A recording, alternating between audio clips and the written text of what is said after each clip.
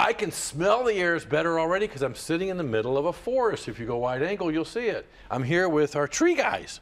Ken Dancer, chairman of the Norfolk Tree Commission. How you doing? Good, Bob, thanks. Marcus Jones, also with the Tree Commission, and Michael Netwich, the city forester. So you name the species, everything that's around me here on the set, right? We can do that. So, okay, so here's the big question. The entire world celebrates Arbor Day in what, May? Well, it's in the spring. In the spring sometime. And here we are facing Arbor Day, and it's fall. Right. Explain it to me. It's the best time to plant trees here. So we don't get frozen soils here. Right. And your roots will actually grow throughout the winter. So if you plant the trees in the fall, you'll get all that root growth from the fall, winter, into the spring. So when the summer hits, you'll already have a head start on the more brutal, hotter, and if we have another summer like this past summer, it'll be a dry summer. Those trees will already have some establishment going for them. Okay, now in my personal experience in my yard, there's a fine line between going dormant and going dead. Okay? So if I plant a tree in the fall, how do I know if it's on the dormant side of life or the dead side of life? That's a great question. We get that all the time.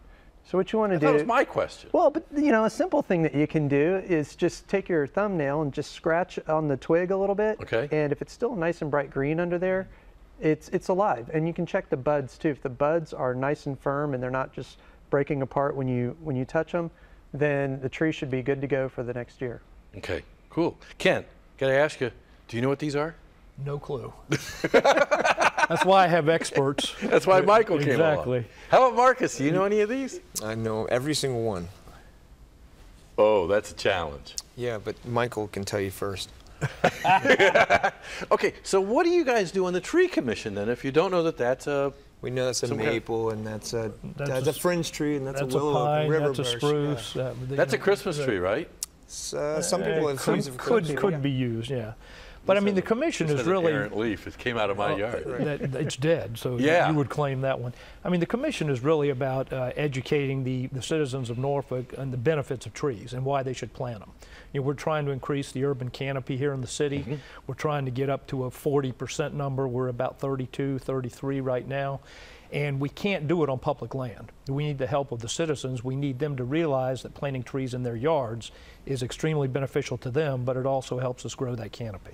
Okay, so when I try to justify to my wife that I'm going to put this bed in the front yard with trees in it, right? I don't have to tell her so I don't have to mow. I'm doing it for the good of the community. Absolutely, and the betterment for your house, your neighborhood, your city, absolutely. Okay, now I did start off with in this segment with it smells better, there's cleaner air. I learned that in biology in 4th or 5th grade. Is it really true, Michael? I mean, do the trees really play that role? Absolutely. So trees will not only clean the air, everybody I think knows that they provide oxygen, but they clean the air, and in our area it's really important they'll capture stormwater. So some of our lighter events, you'll see a lot of that captured by the trees goes into the ground and not become floodwater, which is a good thing for us. They control erosion. And then there's all the other benefits that you get that people don't even think about at all, and that is reduction in crime rates, increased graduation rates from schools with windows looking out on green spaces, and it just goes on from there. So I could tell you that for every concern you have in a community, that trees are a positive benefit for that concern. Well, I know on Saturdays when I'm mowing the yard, I got most of my trees are in the backyard, and that backyard feels like it's 10 degrees cooler. So Absolutely. it does have a cooling impact. Now, it's 10 degrees cooler because I got good old pine trees. So way, way up there.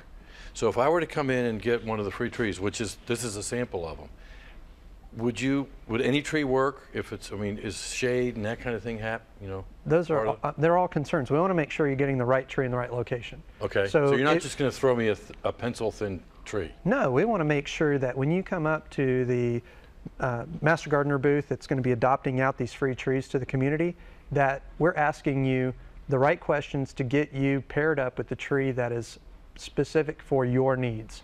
So if you don't have a whole lot of space and you have some shade, a Japanese maple would be a perfect tree for you. Because that's what I planted last October. Well, I think you did the right thing. Because it lowers the canopy of the tree underneath those pines. Absolutely. What about these guys here? So the Chinese fringe tree, which you're pointing out right there, That's what you said it was. Absolutely. and Off this camera. this is a great one. It's another small species tree, just like the Japanese maple. This tree here does much better in an area in front of maybe a darker house or a dark wall because it has white flowers. And so in the spring, it's one of the most beautiful white flower sets that you're going to get. And again, it's only going to be about 15 foot tall. So it's a tree that can fit in most spaces. If you want to see the biggest one that it can grow in Virginia, Yeah. it's at the Botanical Gardens, actually. Right. They have Which the, is they have the champion. state champion there. And that's a great place to go to kind of figure out what you might want to do. And I've have a always lot of said, too, if it's in the median strip, anywhere in the city, it's going to work. Oh, absolutely. Right. Yeah. So, okay, Marcus, have you seen a difference since serving on the commission about driving around the city and seeing a tree canopy? Oh yeah, definitely. I mean, you could definitely see that. We're trying, definitely people's ideas about what's important as far as how the trees are affecting the city, I think it is changing. And with the efforts by the city itself to plant along the roadways, people are starting to recognize that maybe trees are pretty And these are important. trees that work in Norfolk. Every soon. Yep. When and where? So we're going to be at Lafayette Park. Some people might know it as City Park. And we're going to be there Saturday, October 3rd from 10 to 2. There's also a tree K, though, the fun run around the park. We run for the trees have no legs. That is going to goodness. sign in at 9 o'clock, but the race will start at 10 o'clock. Super. Well, I am excited that somebody's looking out for the canopy and knows the importance of the trees, and I'll take one of them and one of them. Thanks a lot. Hey, hang around, because we've got I guess he's not the courageous lion. We have Lion and Dorothy coming right here to play with the trees.